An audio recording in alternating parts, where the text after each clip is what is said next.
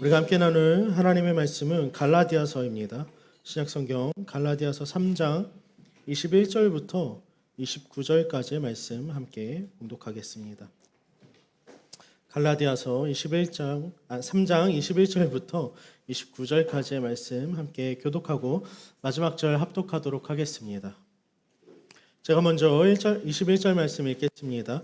그러면 율법이 하나님의 약속과 반대되는 것이냐? 결코 그럴 수 없느니라. 만일 능히 살게 하는 율법을 주셨더라면 의가 반드시 율법으로 말미암았으리라.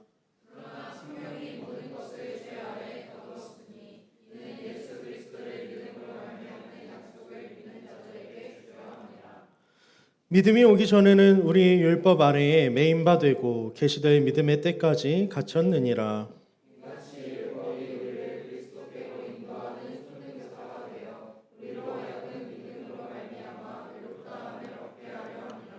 믿음이 온 후로는 우리가 초등교사 아래에 있지 아니하도다.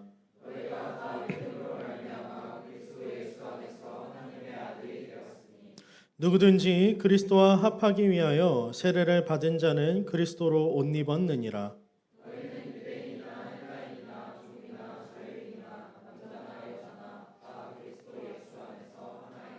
함께 읽겠습니다. 너희가 그리스도의 것이면 곧 아브라함의 자손이요 약속대로 유업을 이을 자니라. 아멘. 할렐루야. 함께 저와 앞뒤로 인사해 볼까요? 한 주간에 만나서 반갑습니다. 오랜만에 보는 지체들도 있는 것 같고 여러분 반갑습니다. 우리가 계속해서 함께 갈라디아서를 살펴보고 있는데요. 지난 3주간의 설교를 들으면서 여러분 어떤 것들을 좀 생각했는지 궁금합니다. 누군가에게는 복음이라는 것이 너무 우리가 원색적인 복음을 다루다 보니까 너무 진부한 이야기고 또 너무 다 아는 내용일 수도 있을 것 같고 또 누군가에게는 몰랐던 내용들을 다시 한 번 더 되짚어가는 시간일 수도 있을 것 같습니다. 혹은 아예 관심 없이 그냥 이렇게 듣고 있을 수도 있을 것 같아요. 그런데 여러분 저에게 갈라디아서라고 하는 이 성경은요 참 수많은 질문들을 하게 하는 것 같습니다. 그 중에서도 어떤 질문을 하게 되느냐? 바로 하나님께서 의롭다함을 받고 우리를 구원하시는 이 일에 있어서 그게 예수로 충분하다라고 한다면 율법은 도대체 왜 필요한 것일까라는 거예요. 아마 이러한 질문이 우리 가운데 다 생겨나야 마땅하다라고 저는 생각합니다. 이런 질문이 생겨난 이유는 단순하죠. 하나님 도대체 왜 우리에게 쉽고 빠른 구원의 길이 있는데 예수라고 하는 길이 있는데 왜 굳이 빙빙 돌아서 구원의 이야기를 하기 위해서 율법도 이야기하시고 구약을 이야기하시고 왜 예수 한 번에 주셔서 다 끝내지 않고 굳이 빙빙 돌아서 하나님이 어려운 길로 돌아서 이야기하시는가 하는 것 때문입니다. 아마 현대인의 삶을 지배하고 있는 우리의 삶을 지배하고 있는 원리 중 하나는 편리함과 또 효율성일 겁니다. 그렇다 보니까 여러분 누군가에게 명함을 받아본 적이 있나요? 네가 뿌렸잖아. 명함을 받아보면요, 여러분 거기 뭐가 적혀 있죠? 이름, 또 연락처, 직책, 그리고 하는 그 어떠한 직업 관련되어 있는 코멘트가 하나 되어 있겠죠. 그래서 명함을 받고 나면요, 여러분 우리는 이 작은 명함 속에서 아주 파편적인 몇 가지의 명사들을 통해서 그 대상을 파악한다라는 겁니다. 이해하곤 하죠. 실은 명함 속에 담겨 있는 이 편리함과 효율성은요, 우리가 믿음을 이해하는데도 고스란히 적용되고는 합니다. 마치 방금 질문한 것처럼 우리는 하나님 왜 도대체 빠른 길, 쉬운 길 다 내버려 두시고 예수라고 하는 길을 택하셨습니까? 라고 하는 그 어려운 길을 돌아가십니까? 라고 하는 질문이 우리 가운데 있을 수 있다는 거죠. 사랑하는 청년 여러분, 우리가 기억할 것은 명사라고 하는 건요, 여러분 우리가 포장된 관계와 명사로 포장되어 있는 이해는요, 우리가 어떠한 관계 속에서 대상을 이해하는 것에 있어서 그 이해가 지나치게 얕다라는 것을 우리가 좀 기억할 필요가 있습니다.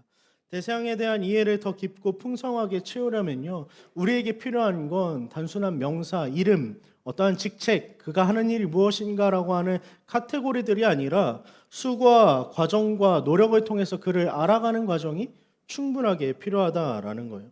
하나님이 우리가 함께 맺고자 하는 관계는요, 그러므로 얄팍한 관계가 아니라 그냥 예수를 딱 던져주고 끝내는 그러한 관계가 아니라 하나님의 율법으로 말미암아 돌고 돌고 돌아서 굳이 어려운 길을 택하면서까지 하나님이 이루고자 하시는 관계는 건조하고 그러한 무미건조한 관계가 아니라 깊고 풍성한 관계를 하나님이 우리에게 의도하고 계시다는 거예요. 그래서 우리에게 율법이라는 것이 주어졌다라는 겁니다. 결국 구원은 무엇입니까? 그분이 우리의 삶에 들어오셔서 우리로 하여금 그분의 뜻대로 빚어가시는 작업이 실은 구원인 거예요. 그냥 예수를 믿어서 천국에 가고 내세의 세계에서 나에게 안정감을 줄 만한 무언가를 더 얻는 것이 아니라 하나님 우리를 구원하시는 그 모든 과정 속에서 우리로 하여금 하나님의 백성으로 빚어가시는 그 과정이 바로 구원이라는 거죠. 이건요, 여러분, 결코 즉각적인 변화, 한순간의 어떠한 결단이나 도전으로 이루어지는 것이 아닙니다. 하나님은 오랜 시간 속에서 어떻게 하셨느냐? 우리의 실패까지도 다 감내하신 하나님이에요. 그리고 그 하나님께서 견디신 시간은요, 고스란히 이제는 우리에게 돌아와서 다시 한 번 더 우리에게 영향을 끼친다라는 겁니다. 여기에 바로 하나님이 우리에게 율법을 주신 궁극적인 이유가 있습니다. 인간은 경험을 통해서 배우고 실패 가운데 절망하고 좌절함을 통해서 내가 무엇을 갈망해야 되는지를 계속해서 찾아나가는 존재입니다. 그렇다는 건 우리는 율법을 통해 우리는 하나님 없이는 결코 우리의 인생이 설 수 없다라는 것, 우리의 인생이 얼마나 하나님 없이는 무기력한지를 깨닫게 되는 것, 그것이 바로 율법을 통해 이루어지는 과정이라는 거죠. 또 그 과정과 시간을 통과함으로써 우리가 깨닫는 것은 우리에게 하나님이 필요하다라는 것을 비로소 깨닫게 된다는 겁니다. 결국 율법은요, 우리로 하여금 죄로 인해 틀어진 그 하나님과의 관계, 그 인생의 방향을 다시 한 번 더 돌이키게 하고 하나님께 맞추어 가게 하는, 옮기게 하는, 그것을 필요로 여기게 하는, 그것을 깨닫게 함과 동시에 그 옮겨지는 것 가운데 우리가 지속적으로 실패하고 넘어지고 여전히 연약한 인생이라는 것을 마주하게 함으로써 우리의 노력과 힘으로는 이 인생이 절대로 하나님 앞에 설 수 없다라는 것을 깨닫게 만드는 것이 율법의 역할이라는 거죠. 그래서 여러분, 율법에는요, 한계라는 게 있어요. 하나님은 결코 우리로 하여금 율법을 통해서 살게 하시려고, 어떠한 생명을 얻게 하시려고 율법을 주신 게 아니라는 거죠. 21절의 말씀 우리 함께 살펴볼까요? 본문 21절입니다. 함께 읽겠습니다. 그러면 율법이 하나님의 약속들과 반대되는 것이냐? 결코 그럴 수 없느니라.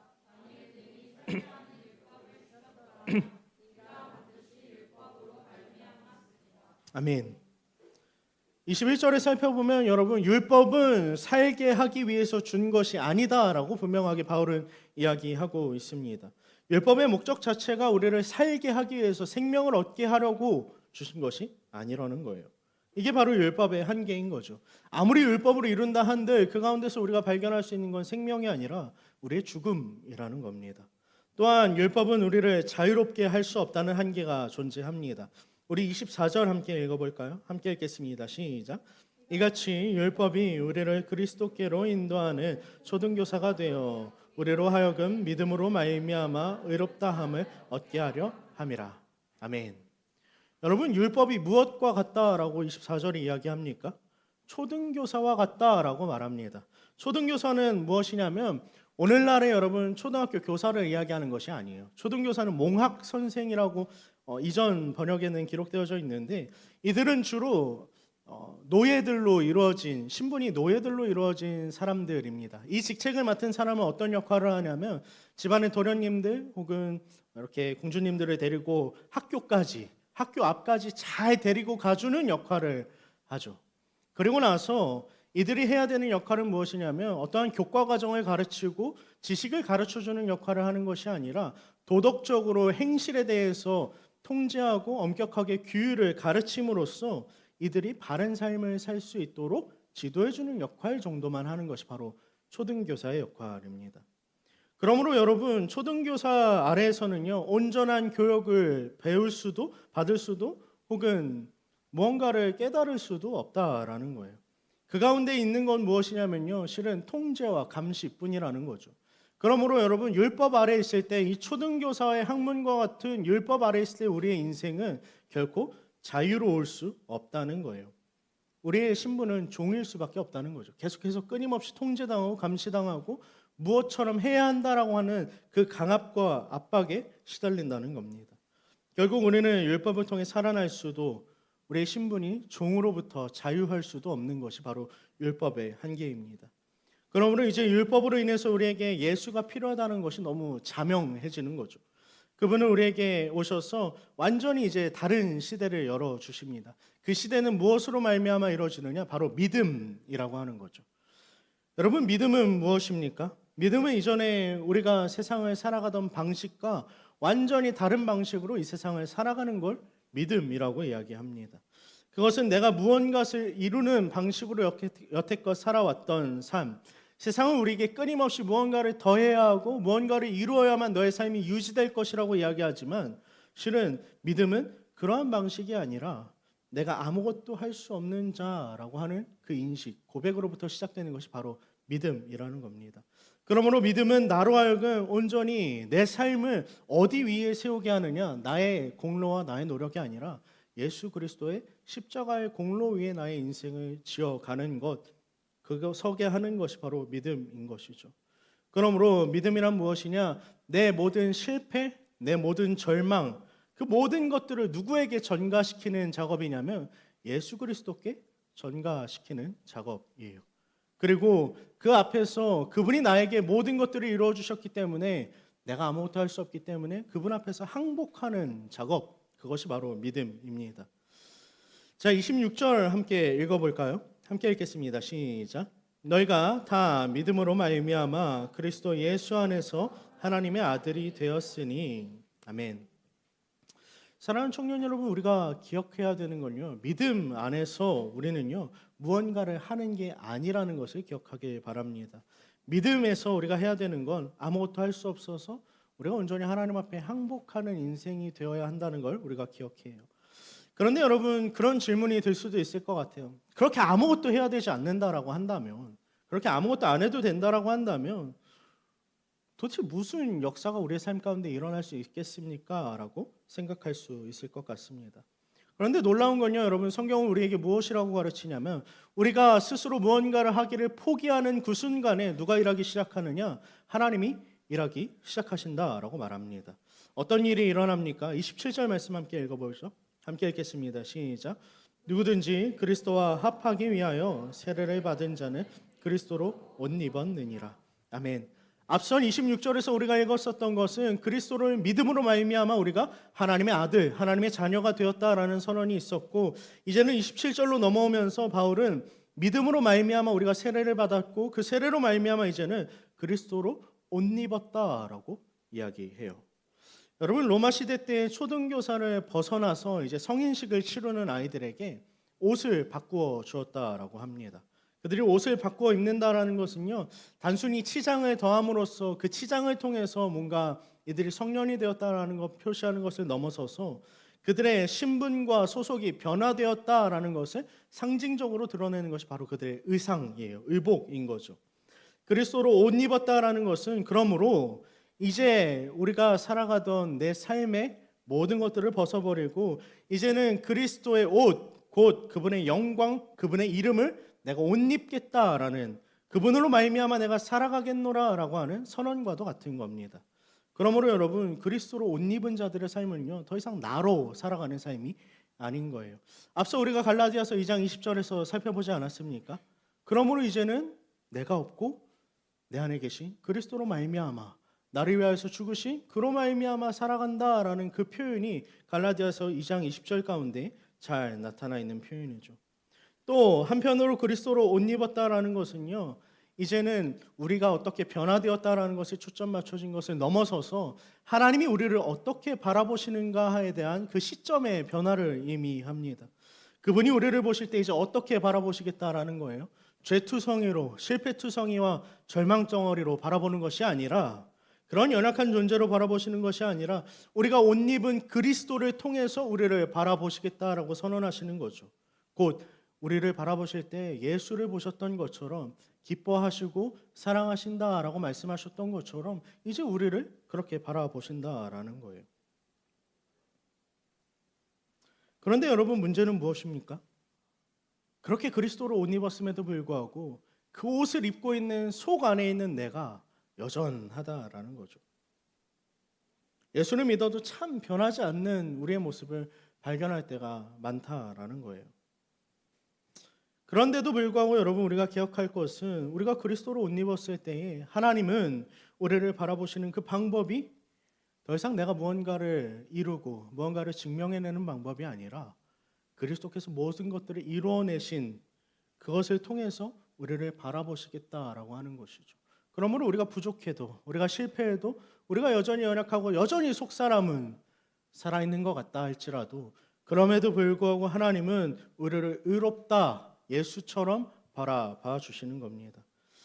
그렇기에 여러분, 예수로 옷 입은 인생은요, 이전과 결코 비교할 수 없는 다른 인생을 살아가는 거죠.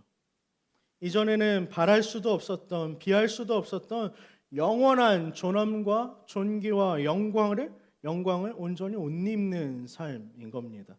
세상이 줄 수 없는 이 기쁨과 만족으로 말미암아 여러분, 그리스도인의 삶은 이제 세상의 것 가운데 아무것도 아니다, 그것이 아무것도 아니다라고 발견하게 되는 거죠. 이게 그리스도인이 세상을 살아나가는, 믿음으로 세상을 살아나가는 우리의 방식인 거예요.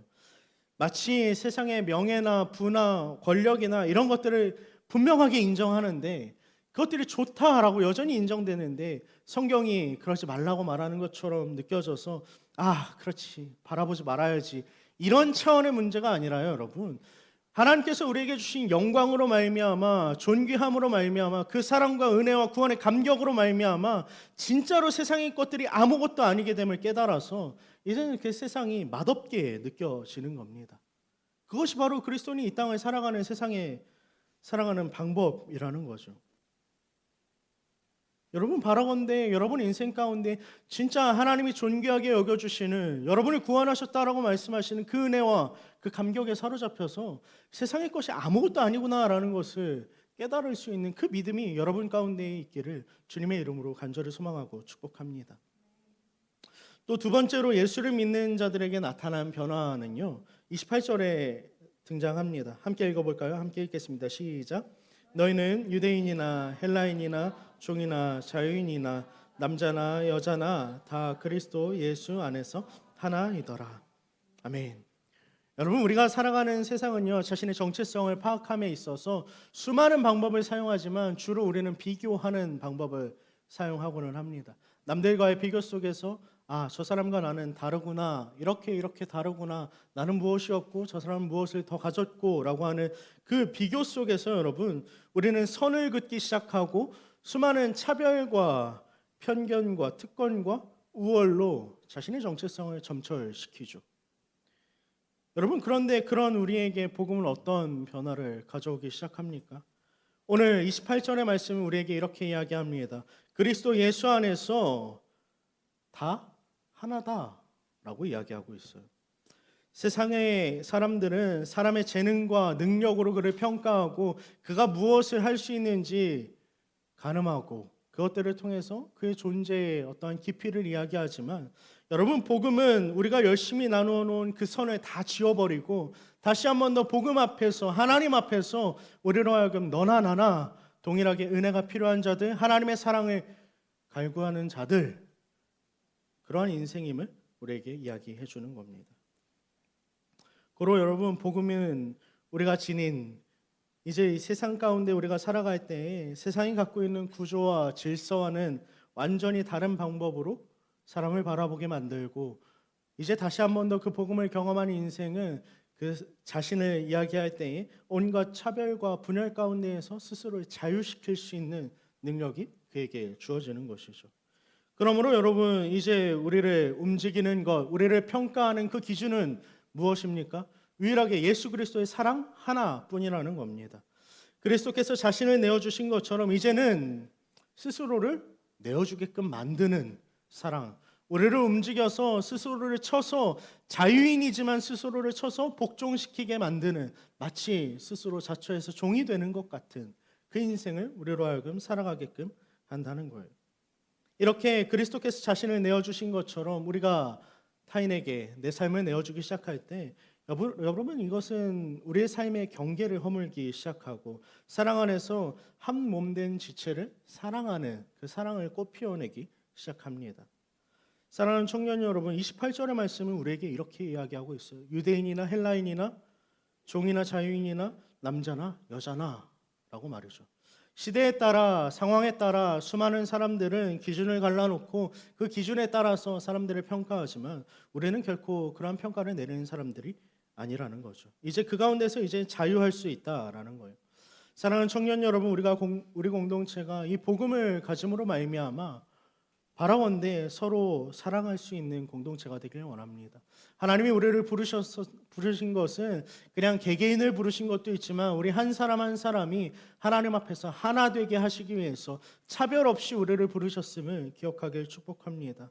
그래서 내 마음에 좀 들지 않는 지체가 있을지라도 조금은 우리 가운데 부족한 지체가 있을지라도 그럼에도 불구하고 하나님께서 그리스도를 통해 나를 보시는 것처럼 하나님께서 그리스도를 통하여서 그를 바라보고 있다는 것을 기억하고 나도 이제 그리스도를 통해서 그를 바라보고 그리스도를 통해서 그를 사랑할 수 있게 되는 그 은혜의 넉넉함이 우리 가운데 차고 넘치길 주님의 이름으로 축복합니다. 마지막으로 말씀은 복음으로 말미암아 변화된 우리의 모습에 대해 무엇이라고 증언합니까? 29절 말씀 함께 살펴볼까요? 함께 읽겠습니다. 시작. 너희가 그리스도의 것이면 곧 아브라함의 자손이요 약속대로 유업을 이을 자니라. 아멘. 그리스도의 것 소유된 자들은요 이제 그 인생이 아브라함의 자손, 이전에도 우리가 나눴었던 표현이죠. 구원받은 자들의 인생이라는 겁니다. 하나님의 약속에 들어간 자들이라는 거예요. 그리고 나서 그 인생은 약속대로 하나님의 언약대로 유업을 이어받게 된 자들이다라고 이야기합니다. 이 하나님의 유업을 이어받았다라는 건요, 여러분, 우리가 단순히 생각하면 1차원적으로 우리가 천국을 소유한 자들, 천국을 상속받은 자들이라고 생각할 수 있을 것 같아요. 이 땅 가운데서 이제는 고통과 질고를 벗어버리고 죽고 나면 이제는 하나님의 그 영원한 품 가운데 안식할 수 있겠다라고 하는 어쩌한 안도감이 우리 가운데 있을 수 있죠. 그러나 여러분, 이것은요 단순한 인간의 소망이 아니라 하나님의 약속을 붙드는 것이고 우리가 생각하는 것보다 더 큰 의미를 품고 있다는 것을 기억해야 합니다. 그 유업을 우리는 창조해 나가는 자가 아니고 온전히 받아서 견디며 따라가는 자들이라는 것이 그 의미 가운데 포함되어 있고, 또 그것이 지금 너무 유약해 보이고 아무것도 손에 잡히지 않는다 할지라도 단순히 천국이 나에게 상속되어져 있다라는 그것을 넘어서서 이제는 나의 삶 가운데 하나님의 일하심이 있고 하나님의 그 일하심은 인간의 시간과 다르기 때문에 감추어진 방식 속에서 여전히 이루어지고 있다라고 하는 그 천국의 소망, 하나님의 이루어 가실 것에 대한 소망을 우리로 품게 하는 겁니다. 여러분, 복음을 경험하고 그 인생이 변화되는 것은요 결코 단 한순간에 이루어지는 과정이 아님을 기억하길 바랍니다. 그것은 꽤나 긴 시간을 우리에게 요구할 거예요. 어쩌면 여러분 평생 가운데 복음으로 말미암아 여러분 인생 가운데 하나님 앞에 살아가기를 힘써야 될 수도 있을 것 같아요. 그러나 여러분 평생의 시간을 요구한다 할지라도, 게다가 여러분 그 가운데 우리는 수많은 실패를 경험할 거고 넘어짐을 경험할 거고 여전히 연약해서 여전히 부족해서 변하지 않는 나의 삶을 보면서 또 좌절하고 절망 가운데 놓일 수도 있을 것 같습니다. 어쩌면 그런 삶이 찾아올 것이 분명하죠.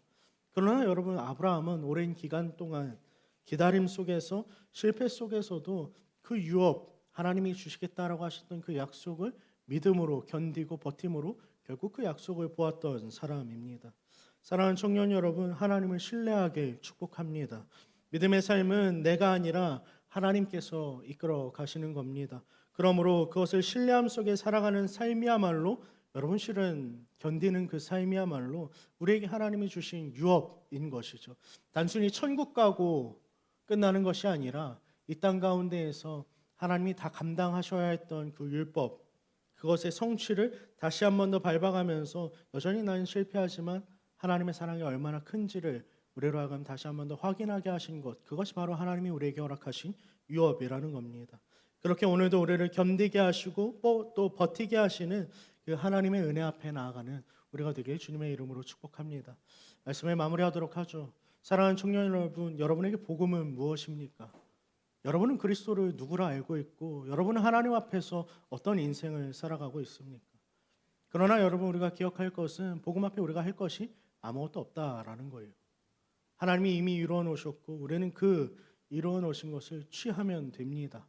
그러나 여러분, 그 취한다라는 건요, 단순하게 취하고 끝나는 문제가 아니라 하나님이 우리로 하여금 그 믿음을 취하는 그 순간 우리로 하여금 하나님이 견디게 하시고 버티게 하시고 다시 한 번 더 십자가의 그 자리 가운데까지 우리를 끌고 들어가신다라는 사실을 기억했으면 좋겠어요.